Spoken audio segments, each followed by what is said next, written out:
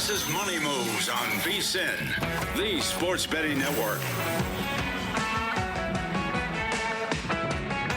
Kicking off hour 2 of Money Moves on this Football Friday, live from downtown Las Vegas, Circa Resort and Casino. Stormy Buonantony, Jonathan Von Tobel with you. JVT out there at Media Row in San Francisco like he has been all week long. And as we're talking Super Bowl 60, there is legitimately no one better to talk about the big game with than the man to my left, Brent Musburger, Sports Broadcasting Hall of Famer, Pro Football Hall of Famer in the house. The only reason that our network really exists. What's going on?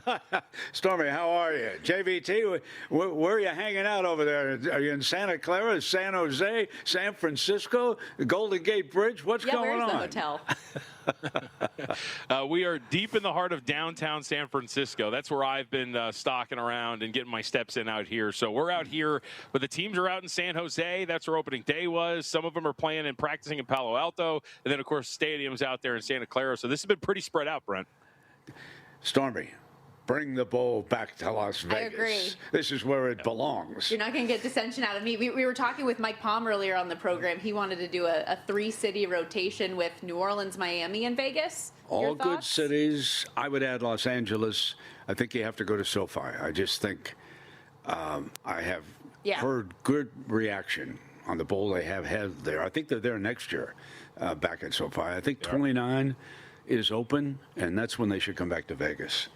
And I think they will. I really do. It was awesome here. And I mean, you know, too, how different the city is now with all of the, like, everyone wants to come to Vegas before. I feel like before it was taboo with the betting and everything. And now since it's been legalized, it's huge. Yeah, absolutely. And, you know, they can raise the room rates back up again. You know what I mean?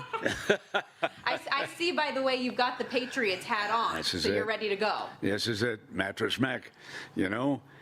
I've known him for a long time, Stormy, and Gallery Furniture. I've actually been in a couple of their stores down in Houston, and I know he went across the border, and with Caesars, he bet $2 million. I think it's probably the biggest individual bet so far on the Patriots.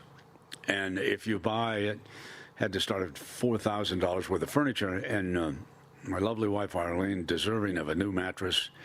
I'm married to the old man for 60-some years, and I think we've had this one 40-some. But anyway, I call him, Brent, I'd be happy to deliver a mattress to you. Absolutely. And truck driver showed up on Wednesday, put the mattress in, and, of course, I can't lose. If the Patriots win the game, free mattress, and otherwise I've still got a good mattress. And he said to me, he called me yesterday, how's the mattress, Brent? I said, Mac, it's awesome. He said, I'm going to call you Monday and tell you how I'm going to work your refund. I said, that'd be great, you know. So go Patriots. They have to win. You don't have the 4.5 points. And I said to him, Mac, why'd you pick the Patriots and not the Seahawks? Well, Brent, that Drake May, that quarterback, my grandson resembles him. And I said, that's good enough for me. You know, he's a wonderful guy. I have to tell you, he started as a horse player. He was one of the bigger horse players in the country. He actually was a backup running back for Darrell Royal. I covered Royal back in the day when he was a head coach at Texas. But And Mattress said, Brent, listen, I was third, fourth string. I scrimmaged against the big guys. But Mac is just a wonderful character, and he's had these furniture promotions through the years, so I jumped on board. And why not? Listen, I don't know about you. I don't know I know you love the 49ers. The one thing that I see in this Super Bowl, I think it's going to be low scoring. Mm-hmm. We have two very good defenses and two offenses that don't run hurry-ups, okay? They move that clock down. So the only bet, and I did make one, is I had 45.5, and I bet the under on it. The last two Super Bowls, I think, have gone over 60. I mean, they've exploded. But I think this one's going to be played at a different pace. And the one prop you've got to make is that Sam Darnold will throw an interception. Listen to me. Sam Darnold will throw at least one interception. He's gone 3 games without throwing an interception. My man Sam is so overdue, it's unbelievable. And the pressure from the Patriots comes from the middle of the defensive line. They've got really good tackles. And the weak spot on the Seattle offensive line happens to be the right guard and that center spot. So I'm expecting some pressure. So we'll see. JVT, minus 132 for a Darnold interception. You on board? I mean, I would agree. Brandy usually puts the ball in danger, and one of the things the Patriots have done, they're blitzing a lot more in this postseason, and when he's under pressure, we've seen Sam all the way back to the USC days. He's had some trouble dealing with pressure. Yeah, absolutely. And let's remember, JVT, Herbert couldn't get the ball into the end zone for the Chargers, okay? And listen, that might have been the worst game that Stroud has ever played down at Houston. That defense of the Patriots made him look awful. Now, obviously, they got a pass. They got basically a bye when they drew a backup quarterback down in Denver. I mean, that wasn't even fair, but they made him look bad. Mm-hmm. They made Stidham look very like he hadn't played in almost 3 years, you know? Yeah, you mentioned my affinity for the 49ers. I've seen a little too much of that Seattle Seahawks defense for my liking, personally. That playoff game was brutal. It was. But, you know, 49ers, hats off. They were competitive, went to Philadelphia and won. They got an awful lot out of that team, I thought, this year. I thought they had a wonderful year. Next year, they host the Raiders, and I'm hoping that's the game they move to Mexico City, you know? Take a road game. Don't take one of my home games, you know what I'm saying? 100%. 100%. And also, let me add this. Every time the Raiders go to Santa Clara to play the 49ers, the big headline the next day is not about the game, it's about the fights that break out in the parking lot. Take that game to Mexico City. Here we go. I'm all for it. We do have a little bit of a surprise for you that we would like to play. Sure. We had a staff meeting earlier this morning, and we were going back to when VSiN started and the first Super Bowl broadcast here on the network. Here we go. You are looking and listening live to the debut of VSiN, Vegas Stats and Information Network, a special. Hello, everybody, and welcome. I'm Brent Musburger. This is our new home. What a tremendous studio in the South Point Hotel and Casino on South Las Vegas Boulevard. Not about me. This is about the numbers. This is about the biggest wagering day in the United States. The Super Bowl. Over $100 million will be bet here in Nevada and billions worldwide. But I want to bring in my guys behind the numbers. We want to find out what's going on. So right here, to my left, of course, Jimmy Vaccaro, oddsmaker extraordinaire.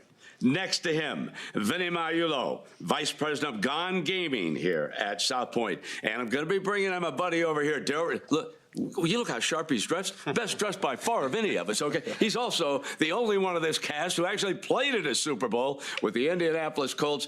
Daryl, so nice to have you with us. I've got a big story break we'll get to you.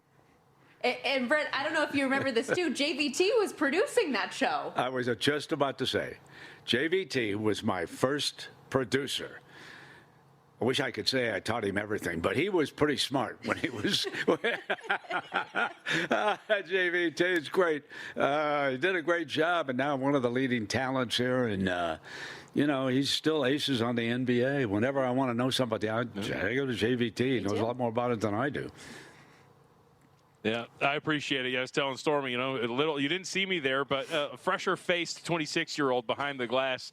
I will say I remember because I was doing local at the time, obviously, and I got brought in. And Stormy, there's a point where obviously you're a little bit earlier on in your career, and there's a time before the Super Bowl. I think it was probably the day before we're rehearsing, and I have to stand in the middle of the studio, and there's Brent, and there's Vinny, and there's everyone, and I have to command the attention and tell everybody, all right, this is how we're going to do it. This is what we're going to do. This is the script. And it was a nerve-wracking moment, to say at the very least. It has been a quick 10 Super Bowls, I'll tell you that much, Brent. JVT, was that first one Atlanta and the Patriots? Was that our It was, first and one? I was going to ask if we've talked a lot about this. Do you remember your famous phrase when you walked out at halftime? Man, I declared the game over, and I still, JVT. I saw Matty Bryant back at CBS Studio before he moved on to the Atlanta Falcons front office, and I said, Matty, I loved you. Loved covering you at Boston College. Loved you at Atlanta, but I still am not forgiving you for blowing that lead. You cost me, and I sounded just horrible. He laughed. You know, we had a great time. He said, I hear about that game all the time. Turn out the lights, baby. The party's over. Oh, man.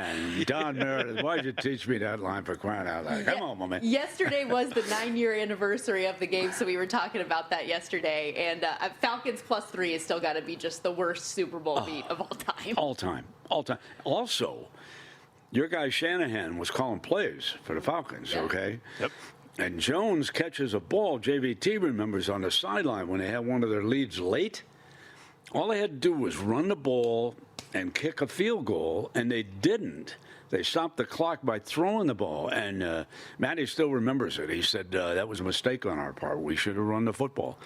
Yes, you should have. I'm sure he remembers it all too well. Oh, yeah. We've only got about a minute left in this segment. Do you have a favorite Super Bowl memory? If that's a bad one, do you have a favorite? Yeah, it's Super Bowl III when we went over to the hotel at Fort Lauderdale, and we asked the bellman, anybody around from the Jets?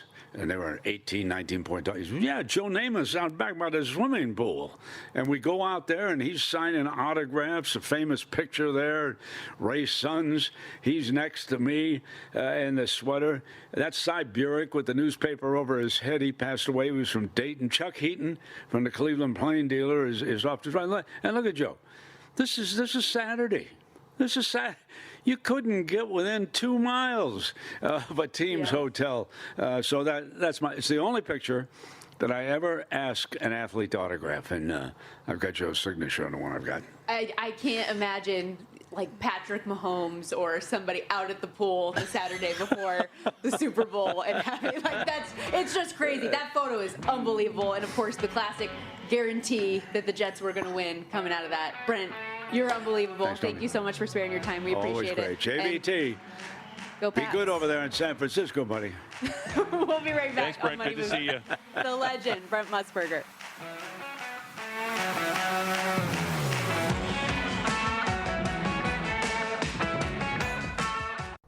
So you're listening to this podcast because you want an edge. But what if I told you you're only halfway there? You've got the mindset. Now it's time to get the toolkit to match. Here's the thing. Pro bettors spend thousands on data and tools. But what they don't want you to know is that you can get the same edge for a fraction of the cost with VSiN Pro. VSiN Pro gives you access to expert picks, public betting data, prop projections, powerful tools, analytics, and more. Just tap the link in the description and see why thousands of bettors are already using VSiN Pro to cash more bets.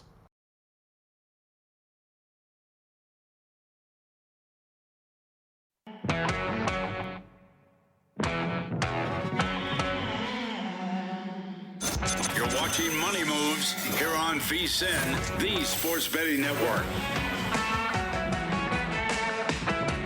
This segment of Money Moves sponsored by Upside. Turn your gas purchases into real cash back with the free Upside app. Download Upside now. Use the promo code SPORTS for 25 cents back per gallon on your first fill up. And we're gassed up here on Money Moves talking all things Super Bowl 60, just 2 days away. Stormy Buonantony, Jonathan Von Tobel with you. JVT's out there in San Francisco ahead of the big game. I'm live in downtown Las Vegas, Circa Resort and Casino. So much fun talking to Brent Musburger last segment. A good reminder, if you missed any of that, we're going to post some on social media. And of course, you can download Money Moves in podcast form wherever you get your podcast. Listen to the full segment. As he was walking out, JVT, because the last question we asked him was like, do you have a favorite moment of the Super Bowl? And who could blame him for talking about the guarantee and being poolside in Fort Lauderdale with Joe Namath before the Jets ultimately go on to win. But he said if the Patriots win, this will be his favorite with the Mattress Mac deal he's got going on. So good.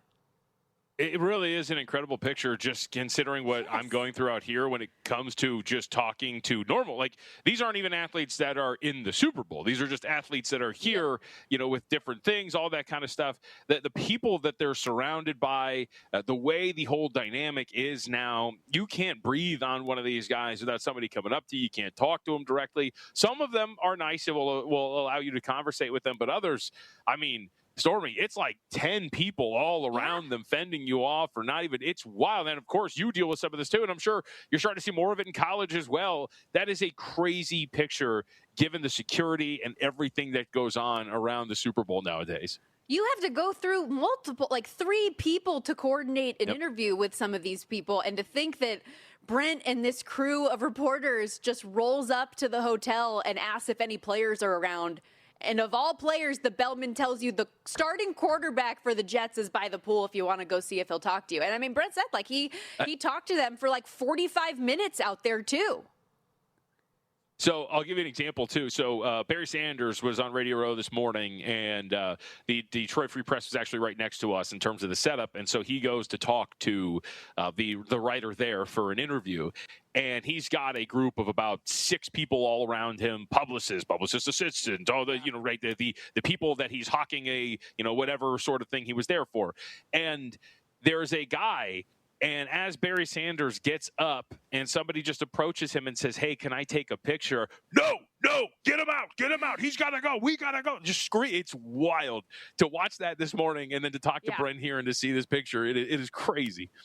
If that's not a sign of the times, I don't know what is. But, I mean, Brent, just to hear from him, though, like somebody who was there for Super Bowl I, has been involved in so many Super Bowl broadcasts over the years, called all the biggest events. Obviously, we were very lucky for what he has meant to VSiN over the years, but to have him in person this week is just freaking awesome. So again, make sure you check out the full clip, Money Moves, wherever you get your podcast, and we'll have it up on YouTube and X as well. Let's dive a little bit deeper into this game, though, that is coming up on Sunday. And you, meanwhile, have also been talking to a lot of people while you're out there in San Francisco. One of them, another good friend of ours here at the network, Jeff Schwartz, former NFL offensive lineman turned betting analyst, now doing great work with Fox Sports. He's a part of the Bear Bets podcast as well on the Fox Podcast Network.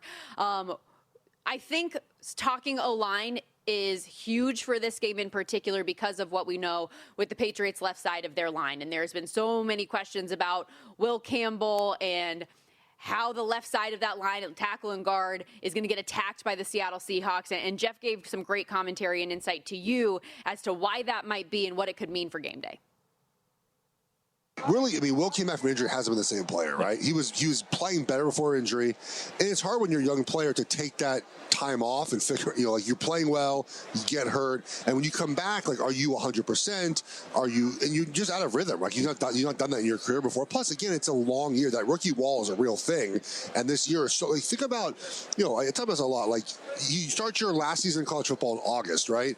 You play through January, let's just say end of December, go right to combine training, right to pro day, draft, it's a lot of football in a row. And he just has struggled since he came back. It's that simple.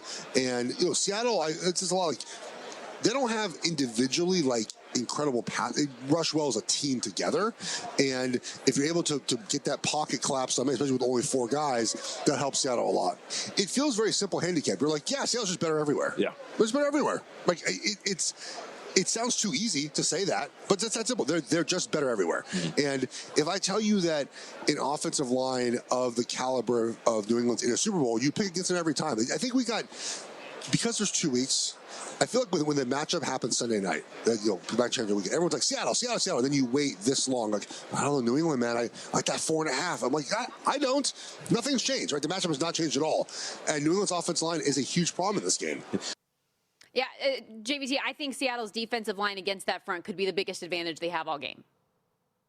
I mean, I thought Jeff made a great point. If there was any other Super Bowl, you're picking against New England because of that offensive line. Let's go back to the Tampa Bay and Kansas City Super Bowl. Let's go back to last year's Super Bowl. The 2 times that we've seen Kansas City and Patrick Mahomes fail on this stage, it has been because it is an offensive line that could not handle the pass rush that it was up against throughout the entire game. And Patrick Mahomes was just running for his life. The offense was disjointed, and they ultimately lost in those games. I think there could be a similar situation here. Can Drake May overcome what is likely going to be a night in which he is pressured on over a third of his dropbacks, where he is getting hit, and that's going to be something that is a problem. You might be able to generate an explosive here or there. We'll talk a little bit more about that landscape, that mindset when we talk about some of these best bets. But for the most part, I think that's why I like Seattle so much here, Stormy, is that this is a matchup, this is an issue that we have seen take down better teams than what the New England Patriots are. Why am I to believe that they're going to be able to overcome it this time around?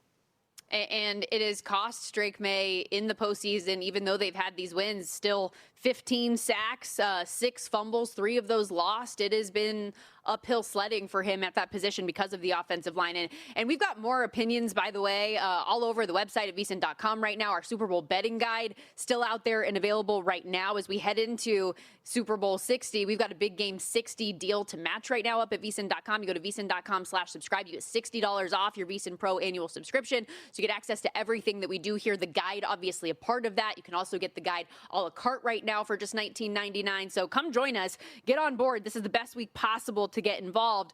But with that, we're continuing to gather as many opinions as we can on this thing so that you guys at home, listening, driving in your cars, wherever you are, can try to decide what you want to do with your money. Another guy we heard from out there in Media Row, Sean Merriman, lights out himself, former NFL linebacker, NFL sacks leader in 06. He gave his 2 cents to Dustin Sweetelson yesterday. Listen to this. We're chatting with Sean Merriman here. Let's talk about the game, man. On one side, New England, who I'm sure you still look at that logo and you have flashbacks to all the hate in your heart for taking on that team. What do you make of their story to get to this point with Mike Vrabel leading the charge? You know, a lot of people, including myself, were picking Seattle to win. And everybody's called me a Patriots hater here every single time I've done it. But it's not like, you know, I think Vrabel has done an outstanding job to get them here. Like, just leaving Tennessee, really being kicked out the door, and then going back to the franchise you played for and getting them to the Super Bowl. That story in itself is just pretty incredible. I just don't think that they have enough to overcome, you know, Seattle and how good they are in all 3 phases of the game. Like, they're not just good on offense. They got a good defense. They score on special teams. I mean, you look at them and see how many weaknesses they have, and you match them up against the Patriots' great defense. Drake May is great. But can they go touchdown for touchdown if they needed to get into it? And my answer is no. JVT, does it surprise you at all how many opinions and bets that have accompanied that have been on the Seattle Seahawks, yet we have stayed so firm for most books at that 4.5? Yeah, I mean, I guess to an extent, right? At minus 4.5, like you said, if there's an overwhelming amount of support for one side, I would assume that this is just kind of public support and sentiment, and maybe there's not even that much handle in yet, Stormy. I think part of the thing is we're a little too close to the sun, to use one of Gil Alexander's phrases, where we're talking about this. We have bettors who are doing this and betting this, but at the end of the day, a vast majority of the monetary opinion from the betting public will come here in the next 3 days, starting today. And so if there's not as much interest as many are espousing, maybe like Mike was talking about or whatever it was, then maybe there's a chance where we don't see much movement. But I think we'll find out here in the next couple of days whether or not that opinion really is out there that the Seahawks are the side. Yeah, I think that's a good point. I mean, how many bookmakers and sportsbook managers have we had on the show over the course of the last 2 weeks that said 80-90% of the money and the volume that we're going to see coming in are Friday, Saturday, Sunday? Yep. No, that's what we're waiting for, too. I mean, the number as well, it's just sitting at 4.5, so we'll see. Not the most enticing number to go out there and lay either, so I think that's probably part of the pause. And, well, let's be honest, too. I mean, we did see 5.5. We have seen 5, so we've seen some movement. It's just movement on a number that doesn't really matter too much, and I think that's part of it as well. Before we head out on this break, shout out Chance Copperpot for chiming in on social media. Reminder, you can always tweet at us at Storm Bonantoni, at me, JVT, at VSiN Live as well. Said shout out Money Moves and VSiN with the legendary Brent Musburger taking us down memory lane. I love this. So always great to hear from Brent. And again, he was locked and loaded with the Patriots hat. I think that I was most impressed from Brent with the Mattress Mac remake of their conversation he did. He had a pretty solid Mattress Mac voice. I was impressed. Okay, we got to take a quick time out. When we come back, we're going to get into a little NBA action. VSiN's own Zach Cohen is going to break down the 6-game card and get some of his reaction to the NBA trade deadline being in the rear view. Stay with us right here on VSiN.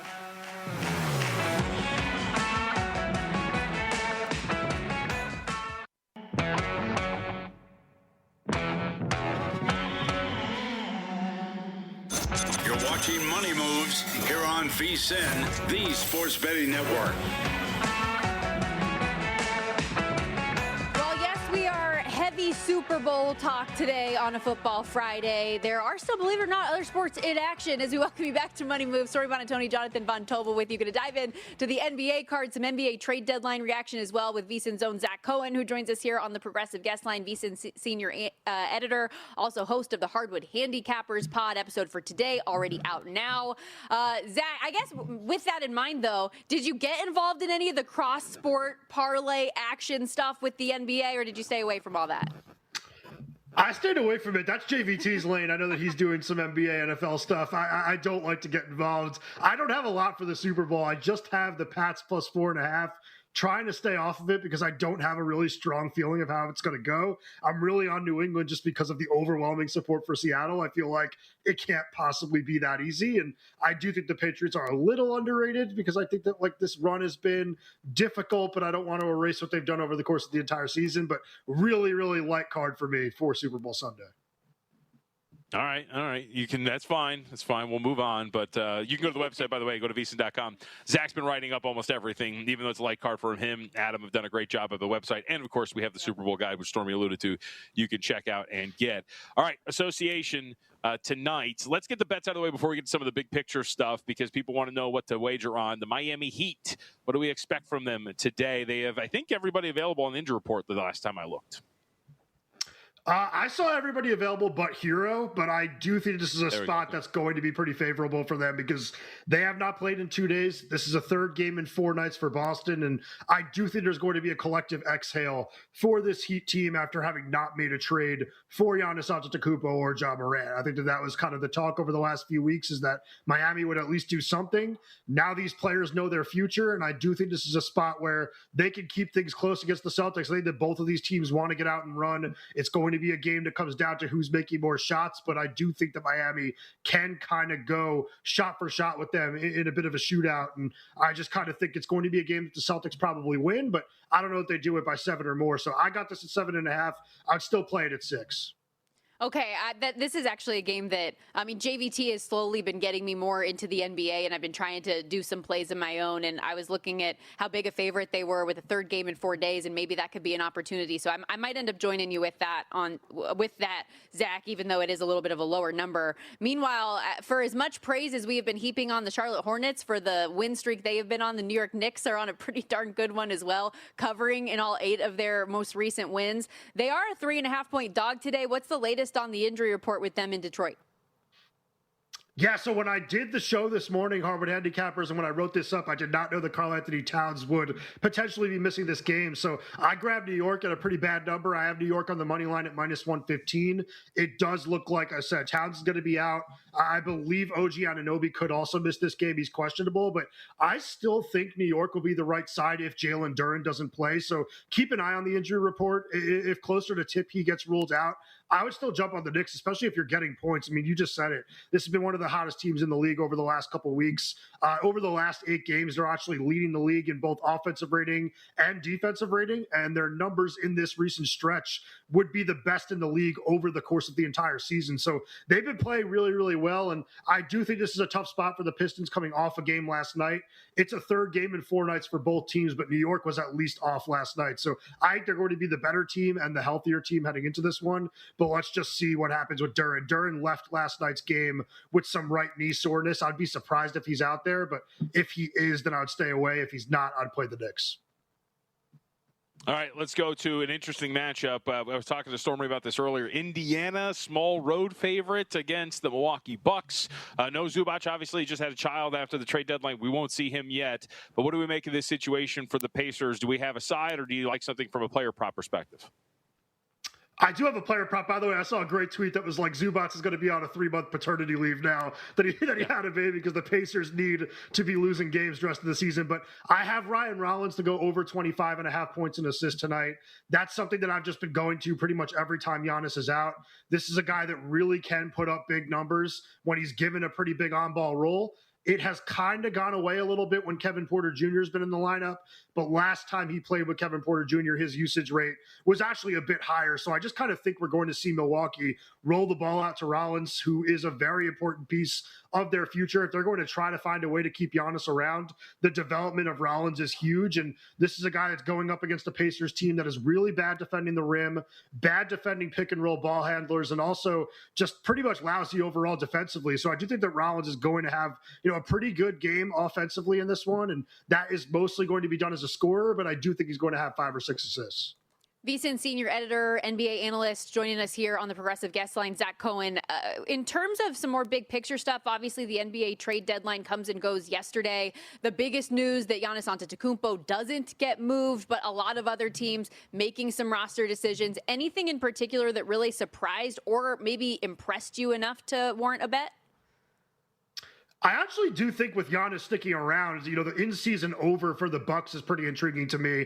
It's 31.5 right now. I know that there's some talk about this being a gap year for them and then maybe trying to convince Giannis not to play so that they can get a better pick this year, but it just doesn't sound like that interests him. It seems like he wants to play when he is healthy. So if he is out there, I expect them to win 12 more games this season. I wouldn't be surprised if they win tonight, by the way. I think this is definitely a spot where they could pick up one of those wins. And if you kind of think that, you know, the Bucks are going to be a decent team the rest of the year, 25-1 to make the playoffs, that's pretty juicy for like a minor sprinkle. I mean, if this team gets into the play-in, they have a good shot with Giannis on the floor. So I think that's a little bit too long considering what we're going to see out of this team moving forward. And then it's not for this season, it's for next season, but I am a big, big believer in what the Pacers did in acquiring Zubac. I thought that was a really good move for Indiana. I think that Miles Turner was clearly a weakness for them in that final series against Oklahoma City, and they definitely made the right move in moving on from him.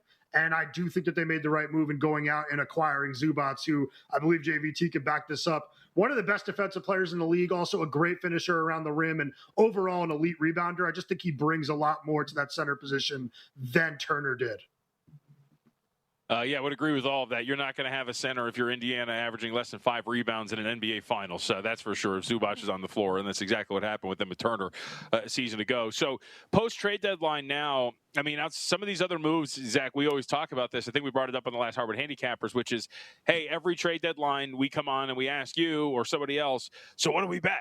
Well, everything's kind of factored in here at this point right now. Is there anything you would act on post-trade deadline with some of these moves outside of what you've already mentioned? Is Minnesota, is Cleveland an elite team that's worth betting to? I brought up maybe to win the division. I think that brought that up to you as well. Is there something that you don't think has been factored in enough in this trade deadline?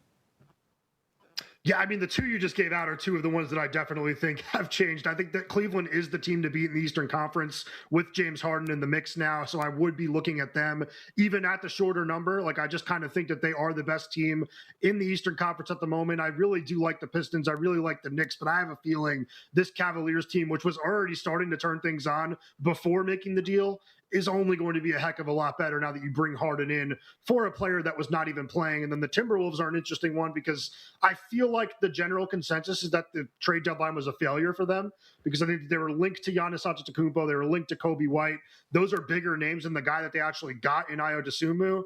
But Dosunmu is a really interesting player because he's very, very similar to Nickeil Alexander-Walker, who they lost in the offseason. So they now have a guy that can kind of run the bench units a little bit, play off ball with Edwards, a really good defender, a good shooter, somebody that's definitely going to factor into the playoff rotation. So they now look a lot like the team they were last year when they made the Western Conference Finals. The only difference is that Ant is a way better player this season than he was last year, and the continuity is only better with this group. So I'd be looking at Minnesota in the Western Conference. I think if you're trying to make kind of a long-term play in the West that can pay out nicely, that's the one. I think that they are right there with the Spurs, kind of on the fringe of that top tier in the Western Conference. Zach, real quickly before we let you go, I asked you in the commercial break but didn't get your full answer. Ja Morant not getting moved, is that significant to you? It's significant only because it's shocking just how far his value has dropped. I mean, it's crazy that we've now been left with a Memphis team that no longer has Bane or Jackson, and they can't get rid of Morant. I mean, this was supposed to be one of the teams that was supposed to be emerging in the Western Conference and be very good for a very long time. I forgot exactly what Josh said. He was like, we're good in the West. What was that quote that he had? It was something like that. He thought that their time was coming to dominate the Western Conference. I'm fine in the West. Yeah, it's just crazy where they've gotten to at this point. But I do think that they made some really good moves, just kind of acquiring a boatload of picks, and eventually they're going to move on from Ja and be just fine because look, they've really nailed some of their draft picks recently. I think Edey has looked really good. I think the Coward's a really, really good player, and I do think the Ty Jerome, they found something there. I mean, this guy's played like 20 minutes a game over the last 3 games and put up absurd numbers. So kind of think he's going to be a future, not star, but borderline star for them. Zach, you're awesome. Appreciate the breakdown today. Thank you so much. Thanks, guys. Enjoy the Super Bowl. And again, everybody, remember the Hardwood Handicappers podcast each and every day. Today's episode out already early this morning. He puts them out early so you can take advantage of some of those numbers wherever you get your podcast. It's available. And remember as well, no reason to pay full price at the pump anymore. The free Upside app gives you real cash back every time you buy gas. You can download Upside today. Start earning on everyday fill-ups. Use the promo code SPORTS. That'll get you 25 cents back per gallon on your first tank as well. Upside users are earning hundreds of dollars a year just by driving like they normally do. Get started now with the free Upside app. Promo code SPORTS. Offers vary by user and location. See upside.com for terms.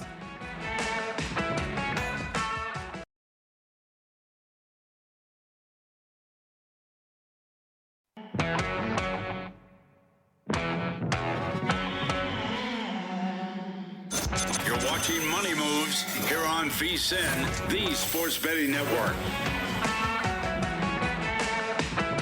While we are wrapping up our final weekday show here on Money Moves, do want to make sure you guys all know that JVT and I will be broadcasting a special big game edition of Money Moves coming up on Sunday ahead of the Super Bowl, 1 to 3 Pacific, 4 to 7 Eastern. We'll have a slew of awesome guests, Dave Ross and Jensen Lewis among them. We'll hear from Derek Stevens, owner and CEO here of Circa Resort and Casino, where we're broadcasting from. Jeff Benson, who handles all of the risk. He knows all the big bets that are coming in. Talk about any of that late movement props that have gained some steam. Speaking of Dave Ross, by the way, here, JVT, he chimed in on social media, driving in the car, listening to the program, following the interview with our guy, Brent Musburger, a little bit earlier, said, my goodness, people are attracted to certain jobs for certain reasons. One of mine, working for a company founded by the GOAT. Amazing segment. Appreciate you, Dave, and everybody tuning in. Reminder, if you want to hear the full segment from Brent, which includes how he got to his pick on the Super Bowl and his favorite prop, you can always download Money Moves in podcast form wherever you get your podcast. And this one's for you, JVT, Chance Copperpot. We talked about how much he liked that segment earlier. He chimed in that I forgot to mention the hair part, where he complimented how amazing your hair looks today. He said, quote, it's perfect, but also asked, where the hell are you, Jonathan? A hotel hallway? If you need to escape, the instructions are on the door behind you. Yeah, not the greatest backdrop, for the shot for me is the best one that I could come up with given the setting. Although we did not put this on the air, I did send you a photo of the first place that I stayed. This is probably a better backdrop than that one had I chosen to stay there. Yes, that is true. I am just glad that hotel room you were in previously didn't have the sink and bathroom in the room itself. That would have been a step too far, and I'm glad that your room didn't have that. It did. No, it didn't. It did. What? Yeah, it's just I don't know if okay, maybe I cut that off. The bathroom, there was a door, and there was the bathroom and the shower, but the sink was in the room, yes. What a time to be alive. Come on. Step your game up. Win a few more bets, JVT. You can get a better hotel room. But this might drive you nuts. How about this? Maybe it'll drive you nuts. I don't know. What? How militant are you in checking in for your flight when you can? I just do it at my convenience. Okay. All right. Never mind then, because I thought you'd be one of those, because I just checked in 4 minutes ago. No, for an 8 a.m. flight. I used to be that way, but I travel so much now that when this is going to sound so hoity-toity, and you already think I'm bougie enough when it comes to travel. You always do.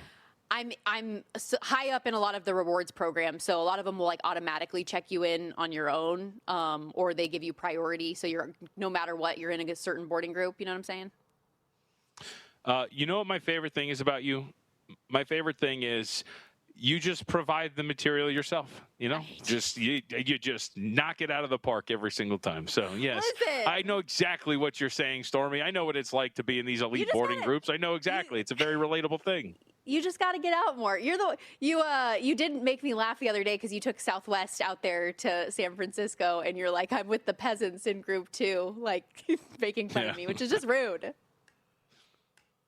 It was not fun. You know what I mean? I should be first on board. It should be Jonathan Von Tobel, veterans and babies in that order. That's how it should go. Obviously. That said, let's get to our betting recap here. And I joke about you needing to win some more bets. You've been awesome lately, and I didn't detract you from anything by giving you praise. I want to make sure that is clear. Let's hit the recap from yesterday. For you, while you didn't have a game bet, you cashed some massive futures yesterday. So on a day I gave you props, you cashed some futures props on Carson Schlesinger to win Defensive Rookie of the Year and Matthew Stafford MVP. Nice. Yeah, Schlesinger obviously helping out. I mean, I don't know. Maybe I would say you cursed me. Look at all those red X's. I mean, some of them were small plays, but still. Oh, no, you didn't win your 100 to 1 shot on Byron Young. No, I did not. By the way, so my favorite thing being out here, as you see all those, Byron Young being one of them, Carson Swetzer 18 to 1 gets there, Stafford at plus 125 gets there. I have words on Stafford here momentarily, but there is a draft conspiracy on Byron Young out here in San Francisco that was told to me that I did not realize. The conspiracy is that the Raiders, who also drafted a Byron Young, turned in the wrong card, and they actually meant to draft Byron Young, who now plays for the Los Angeles Rams, and instead got a different Byron Young. So that is he is aware of it, by the way. There's no way. That's ridiculous. What's your thought on Matthew Stafford? Oh. That we were right the whole time. I mean, come on now. What are we doing? Come on now. No. Like in all seriousness, we talked a little bit about this. Yeah, former colleagues of ours maybe a little salty on Twitter about certain things and others. There's a lot of tweets that I have saved that, you know what, I just don't feel like it's worth going back to and discussing maybe with some folks. Maybe a few likes went out this morning and some other things. But at the end of the day, look, this was a ridiculous race in terms of the discourse. I hope we can get better about certain things and not be so disingenuous. But having said that, I'm sure we'll get right back to it when NBA award season comes about. So I'm very much looking forward to hearing about how this player is the worst ever that you don't understand, instead of having some nuance to our conversations and realizing that both are capable of winning and deserving of winning. But it was a very annoying conversation. I'm glad it's over. I'm glad Matthew Stafford has won. And let's move on to be mean to each other about meaningless awards coming up here in about a month and a half, 2 months. You nailed it earlier when you said that the discussion around the season-long awards ends up becoming, oh, what do I have in pocket, and lobbying for that. And that's not what it should be when all is said and done. Speaking of the Rams and Matthew Stafford, by the way, for anyone who didn't watch the NFL honors yesterday, as a part of his acceptance speech, he also said, when he had his 4 little cute daughters up on the stage with him, can't wait to have you guys cheering me on again next year, and hopefully we're in a position to play for the Super Bowl and I don't have to be here. So committing that it seems, at least on the surface, is going to come back for the Rams. And we got some Rams news a moment ago from Adam Schefter that former Commanders OC Cliff Kingsbury joining the staff out there in LA, according to Adam Schefter and Peter Schrager. My betting recap, I won the Matthew Stafford MVP, my offensive rookie of the year. Long shots I took: Jackson Dart at 1.22 to 1, Omari and Hampton early in the season 18 to 1. Did not get there. We did cash our NHL play from last night, our final bet of the season prior to the Olympic break, which we are in now. We won't have NHL back on our screens until February 24th, but Vegas Moneyline gets there against the Kings. A 4-1 win. All of the scoring, by the way, in the first period. A good day for the Olympians. Mark Stone had a goal and 3 points. Jack Eichel, first goal of the game, assisted on the Stone goal. Mitch Marner got one in the back of the net. And now let's push it forward, JVT. Hit me with your official in-pocket plays for Super Bowl 60. I'm sure you might add a little bit more by the time we get to Sunday, but what do you have as of now? Yeah, Seahawks minus 4.5, as we've discussed quite a bit. I do like Seattle here to win this game, to cover this number. Figure we're not going to get underneath this 4.5, so let's just go ahead and add it as well. Seahawks minus 13.5 on an alt line at plus 240. Again, we've talked about this and playing some of the alternates around some of the key numbers. This is going to be one that I'll play as well, just under that 14 mark. So Seahawks minus 13.5 plus 240. Drake May under his rushing yards, 38.5 at minus 115.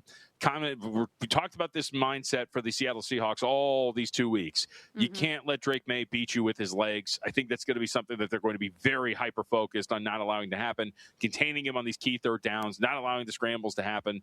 I think he's probably going to be able to do it because he's a very good quarterback at evading pressure. But either way, I think you're going to get under 38.5. And as we've discussed, Stormy got bet up. So I think I'll take a crack at buying back here on a number that got bet up by the market when these props first came out.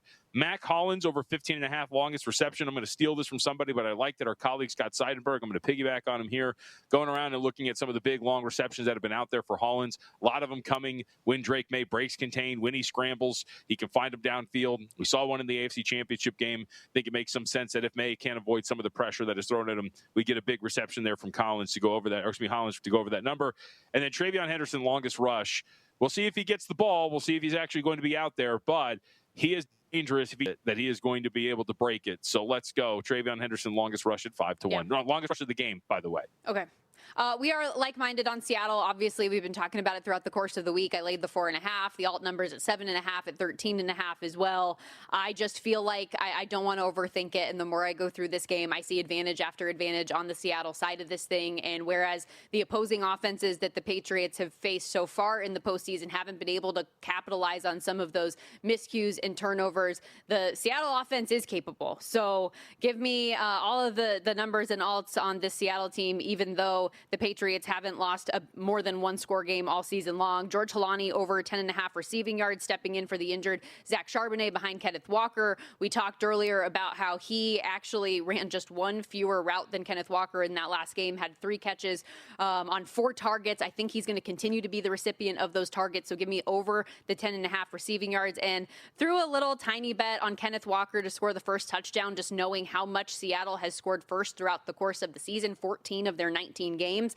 And he, without Charbonnet now, is going to be that go-to guy. It's like it's he or JSN, and if I think that Seattle's going to score first, I think Kenneth Walker can be that guy at plus 350. And once again, we will be on the air, JVT and myself, with a big game edition of Money Moves, 1 to 3 Pacific, 4 to 7 Eastern on Super Bowl Sunday. That's a wrap for us today, but we'll see you come game day. Stay tuned right here on VSiN after Money Moves. Follow the money with Mitch Moss and Paulie Howard coming up on today's show. Adam Chernoff has his best bets for the Super Bowl and a whole lot more.